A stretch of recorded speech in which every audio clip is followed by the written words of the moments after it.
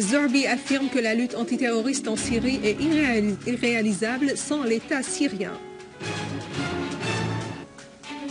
Élimination des dizaines de terroristes à Quneitra, Dar'a, Alep et à Hama. Un rapport de l'ONU assure que les Yézidis au nord de l'Irak subissent un génocide par les terroristes de Daesh.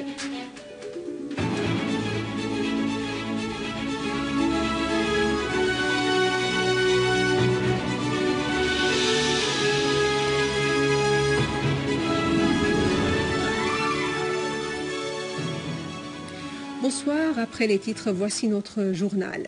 Le ministre des Affaires étrangères et des expatriés, Walid El-Mouallem, a reçu aujourd'hui Sigrid Kaag, la conseillère spéciale du secrétaire général de l'ONU et la délégation qui l'accompagne.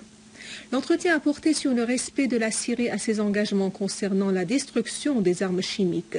Les deux parties ont affirmé la poursuite de la coopération constructive entre la Syrie et l'OIAC pour que soit fermé le dossier de la destruction des armes chimiques syriennes.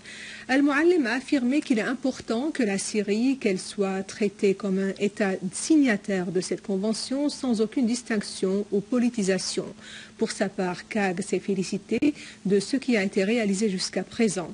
Elle a fait noter que la destruction des armes chimiques en Syrie était un précédent positif dans l'histoire de l'ONU et de l'OIAC.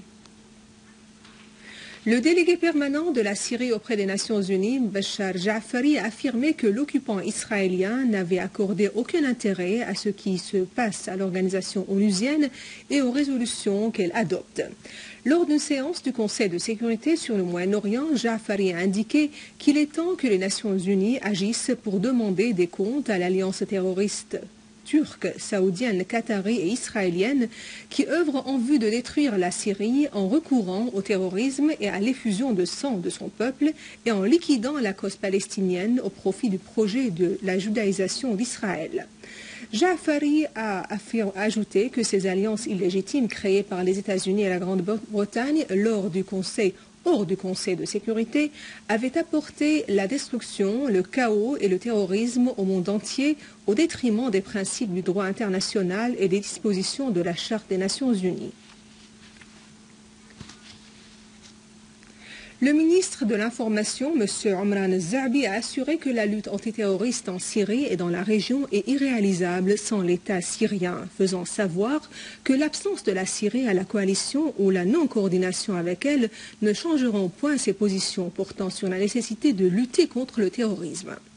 Dans une interview à la télévision syrienne, El-Zorbi a affirmé que la ville de Ain el-Arab est un territoire syrien et que toute autre réflexion est une tentative de réaliser des objectifs politiques et de porter atteinte à l'État syrien. Il a souligné que l'État syrien n'avait guère renoncé et ne le fera pas à son rôle militaire, politique, social, économique et humanitaire envers toutes les zones en Syrie.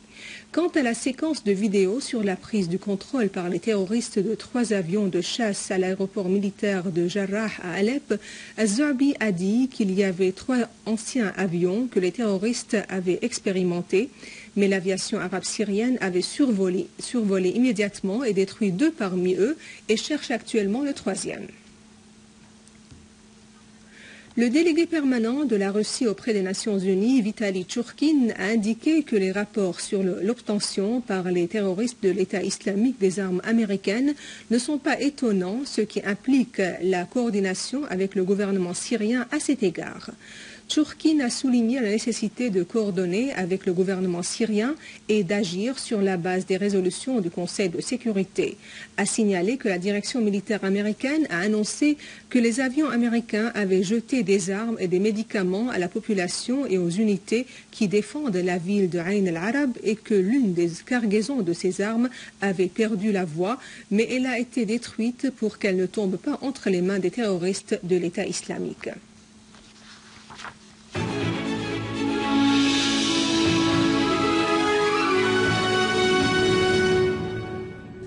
Une source militaire a indiqué que des unités de l'armée arabe syrienne avaient déjoué une tentative d'infiltration de terroristes à la zone de Mourouj et à la route des recherches scientifiques, soulignant la liquidation de nombre d'eux.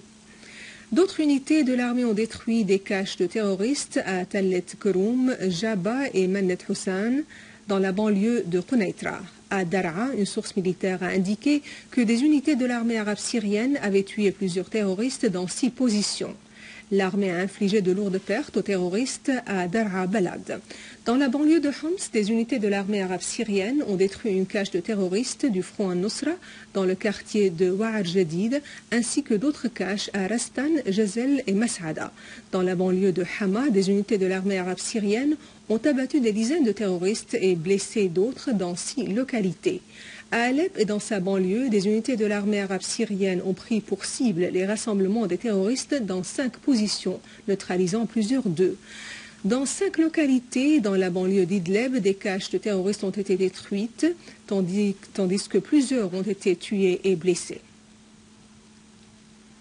Dans la banlieue est de Homs, des unités de l'armée ont déjoué une tentative d'infiltration de terroristes entre les 2 villages Sahrij et Teloul al-Hawa. De nombreux terroristes ont été tués dans des affrontements entre les 2 côtés. D'autres unités de l'armée ont observé le déplacement des terroristes dans la région de Muharram. Elles ont réussi à leur couper les chemins de ravitaillement entre la banlieue de Hama d'une part et Rastan et Telbissé à l'est de Homs d'autre part. Les forces d'occupation israéliennes ont transporté 2 terroristes blessés pour les soigner dans un hôpital israélien au nord de la Palestine occupée. La deuxième chaîne israélienne a indiqué que l'armée israélienne avait transporté ce matin à travers le Golan 2 terroristes blessés pour qu'ils soient soignés dans l'hôpital Naharia. La même chaîne a ajouté que 401 terroristes blessés en Syrie avaient été hospitalisés en Israël jusqu'à présent.